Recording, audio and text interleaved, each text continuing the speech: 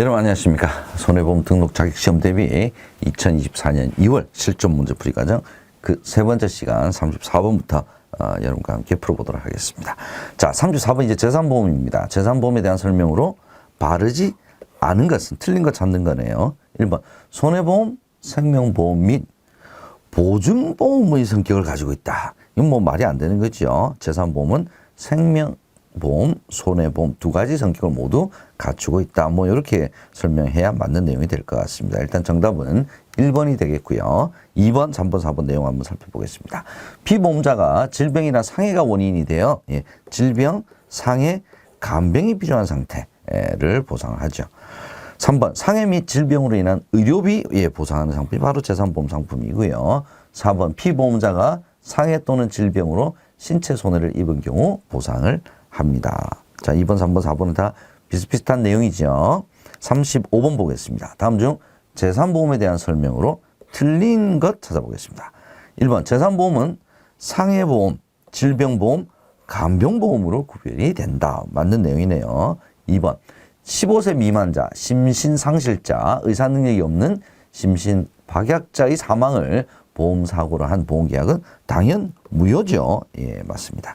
3번 가입 연령은 80세 이하로 제한이 된다. 자, 이게 이제 80세가 어디서 나왔냐면 질병사망특약이 80세까지가 제한으로 되어 있기 때문에 그래서 아마 이 오답 지문이 나온 것 같습니다. 재산보험에는 가입 연령에 대한 특별한 제한이 없습니다. 일단 3번이 틀린 정답이 되겠고요. 4번 손보사의 경우 질병 사망은 특약으로만 운영이 가능합니다. 에도 맞는 내용이죠. 정답은 3번이 되겠습니다. 36번 보겠습니다. 재산보험 중 상해보험에 가입을 하여 약관에서 보장하지 않는 원인으로 사망할 경우에 지급되는 금액은 상해보험에서 약관으로 보장하지 않는 원인으로 사망을 했다. 뭐 암으로 사망했다. 뭐 이런 것들이 질병으로 사망한 경우에 상해보험에서 보장하지 않는 경우죠. 자, 이럴 때 지급되는 금액은 얘는 암기를 해 주셔야 됩니다. 자주 나오는 문제죠. 계약자 적립액을 지급하고 계약은 소멸됩니다. 37번 보겠습니다. 손해보험회사의 사망담보의 운영에 대한 설명으로 올바른 것은 자, 얼핏 보니까 이제 상해사망담보와 질병사망담보를 비교하는 것 같습니다. 일단 질병사망담보는 무조건 특약으로만 가능합니다. 그죠? 주계약으로는 안 됩니다. 그래서 주계약 다 안 되죠. 질병사망담보는 특약으로만 가능합니다. 그러면 상해사망담보는 얘는 주계약 특약으로 모두 가능합니다. 상해사망에 따른 특별한 제한은 없죠. 그래서 상해사망담보는 주계약 특약이 모두 가능하고 질병사망은 특약으로만 가능하다라고 했으니까 3번이 정답이 되겠습니다. 38번 보겠습니다. 보험업법상 손해보험회사의 재산보험에 대한 설명으로 올바른 것은 한번 찾아보겠습니다. 1번 상해보험의 보험 만기는 80세 이하다. 제가 앞선 문제에서 설명을 드렸지만 80세는 질병사망특약에 한정된 얘기다. 상해사망과 80세는 전혀 관련이 없습니다. 2번 상해보험의 보험금액은 개인당 2억 원. 개인당 2억 원도 질병사망특약의 보험가입금액 한도를 말하는 거죠. 얘도 틀린 내용입니다. 3번 재산보험은 저축성보험으로 설계를 할 수 있다.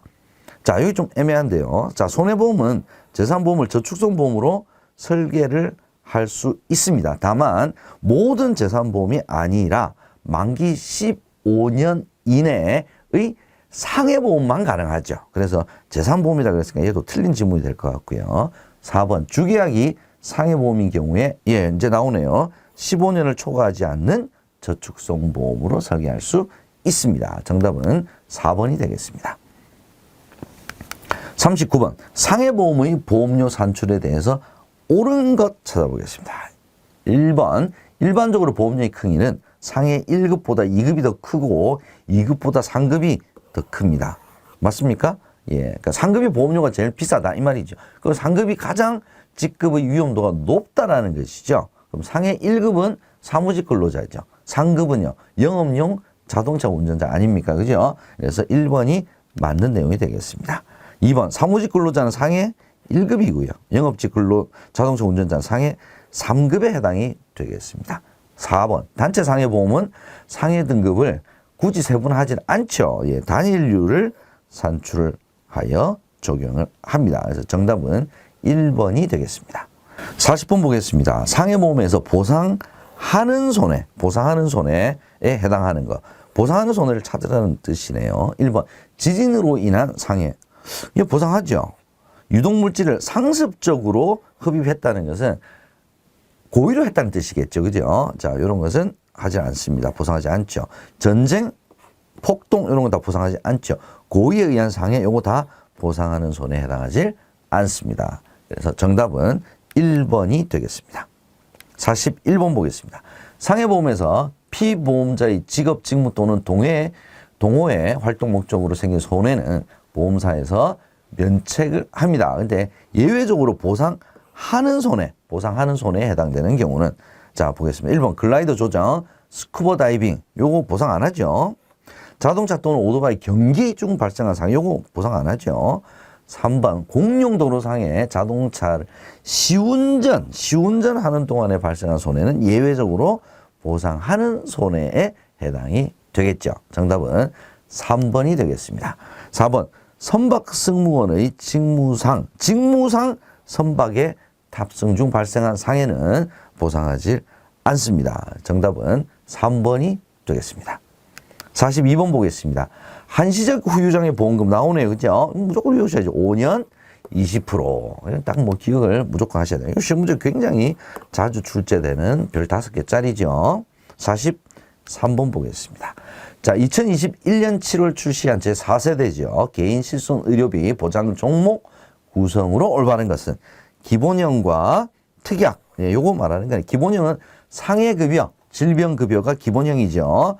비급여는요. 상해 비급여, 질병 비급여, 3대 비급여로 구성이 되어 있습니다. 뭐 2번 이거 전부 다 틀린 내용이고요. 비급여가 기본형에 들어가면 안 되겠죠. 정답은 1번입니다. 얘는 기억을 해 두십시오. 유사한 문제 많이 나옵니다. 44번 보겠습니다. 대중교통 이용 중 상해보험에서 대중교통수단에 해당하지 않는 것. 시내버스, 대중교통수단이죠. 개인택시, 지하철 다 대중교통에 해당이 됩니다. 렌트카는 대중교통수단에 해당되지 않습니다. 정답은 2번이죠. 45번 보겠습니다. 상해보험의 보험금 지급에 대한 설명으로 틀린 것 찾아보겠습니다. 1번 보험금 청구 서류를 접수한 때에는 접수증을 교부하고 접수한 날로부터 보험금은 5영업일이 아니라 3영업일이죠. 기본적으로 이렇게 생각하시면 되겠습니다. 신체와 관련된 보험금은 3일이고요. 그 다음 재물과 관련된 보험금 지급은 7영업일이다. 3, 7 요 두 가지를 기억을 해 두시면 되겠습니다. 일단 틀린 내용은 정답은 1번이고요. 2번, 3번, 4번 어떤 내용인지 읽어보도록 하겠습니다. 2번 보험금 지급기일 초과가 명백히 예상되는 경우 구체적인 사유, 보험금 지급 예정일을 통지를 당연히 피보험자와 수익자에 해야 되겠죠. 3번 보험금 지급을 위한 조사가 필요하게 되면 이 기간 안에 접수한 날로부터 3영업일 이내에 지급 못하게 되겠죠. 이랬을 경우에는 피보험자 또는 수익자의 청구에 따라서 50% 추정보험금의 50% 상당액을 가지급 보험금으로 지급을 할 수 있습니다. 자, 가지급 보험금에 대한 내용도 시험 문제에 자주 출제가 됩니다. 누구의 청구에 의해? 피보험자, 보험 수익자의 청구에 의해서 몇 퍼센트? 추정보험금의 50%. 요거 같이 기억해 두세요. 4번 보험금 지급기일 내에 보험금을 지급하지 않는 경우에는 당연히 소정의 이자를 더해서 지급을 해야 합니다. 다 맞는 내용이네요. 46번 보겠습니다. 상해보험의 사망보험금 지급 내용으로 틀린 것 찾아보겠습니다. 1번 사망보험금은 1인당 또 2억 원 나오네. 2억 원 한도 내에서 보상한다. 상해보험과 이 2억 원은 전혀 관련이 없는 내용입니다. 상해보험의 사망보험금은 가입 한도 내에서 지급을 하는 거고요. 이렇게 한도가 정해져 있지 않습니다. 기억을 해 두시고요. 일단 정답은 틀린 내용은 1번이네요. 2번은 어떤 내용일까요? 사망보험금은 질병으로 인한 사망에 대해서는 당연히 지급하지 않죠. 사망보험금 보험 수익자에게 지급합니다. 인보험이니까 상해보험은.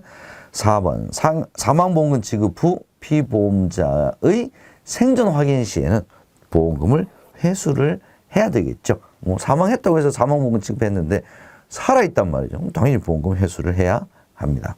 47번 보겠습니다. 자, 질병보험에서 대기기간을 설정하는 목적으로 올바른 것은, 자, 이 문제도 최근에 자주 보이네요. 여러분 기억해 두십시오. 왜 대기기간을 설정합니까? 역선택을 방지하기 위해서 대기기간을 설정합니다. 48번 보겠습니다. 치아보험에 대한 설명으로 틀린 것 찾아보겠습니다. 1번, 치아보험은 충치, 잇몸 질환 등의 질병으로 치아의 보철치료나 보존치료 등을 받을 경우 보험금을 지급받을 수 있는 보험 상품이죠. 그냥 다 맞는 내용이네요. 질병으로 인한 치료에 대해서는 면책기간이나 감액기간, 치아보험도 면책기간, 감액기간을 운영을 하고 있습니다. 맞는 내용이네요. 3번, 감액기간은 보험 가입 전에 이미 치아 질환을 보유한 사람이 보험금을 받을 목적으로 보험에 가입하는 것을 방지하기 위한 장치입니다. 이도 맞는 내용이네요. 일단 정답은 4번이네요. 치아보험은 갱신할 때마다 보험료가 조정되는 갱신형이 많죠. 갱신형이 있는데 보험료 갱신은 전체 보험기간 중 3회를 초과할 수 없다. 갱신기간에 대한 횟수가 정해져 있는 것은 아닙니다. 그냥 연령이 증가함에 따라 자동으로 이제 정기적으로 갱신을 할 때 그때마다 보험료가 조정이 되는 거지. 뭐 몇 회를 초과할 수 없다. 횟수가 정해져 있는 것은 아니다라는 점 기억을 해 두시기 바랍니다. 49번 보겠습니다. 2021년 7월에 출시한 개인 실손의료보험 4세대에 대한 설명으로 맞는 것은 1번, 기본형 실손의료보험은 급여죠. 그죠? 예. 상해급여, 질병급여. 자, 기본형에 가입하지 않고 특별여건 비급여만 가입할 수는 없습니다. 무조건 급여를 가입을 해야 비급여도 가입할 수가 있죠. 1번은 틀렸고요. 2번, 기본형 실손의료보험 급여는 급여인데 왜 상해 비급여, 질병 비급여로 구성이 되어 있을까요? 상해급여, 질병급여로 구성이 되어 있다라고 해야 맞는 내용이 되겠죠. 2번도 틀렸고요. 3번, 비급여 지급 보험금에 따라서 비급여 특약 보험료가 할증되는 구조로 설계되어 있습니다. 요거 맞는 내용이네요. 그래서 비급여 지급 보험금이 많아지게 되면 다음 갱신할 때 비급여 특약 보험료가 할증, 지급 보험료가 적다, 없다, 할인되는 구조로 설계가 되어 있습니다. 정답은 3번이네요. 4번은 어떤 내용인지 한번 보죠. 4세대 실손으로 계약 전환 후 4년 이내 보험금 수령이 없는 경우에 계약 전환을 처리할 수 있습니다.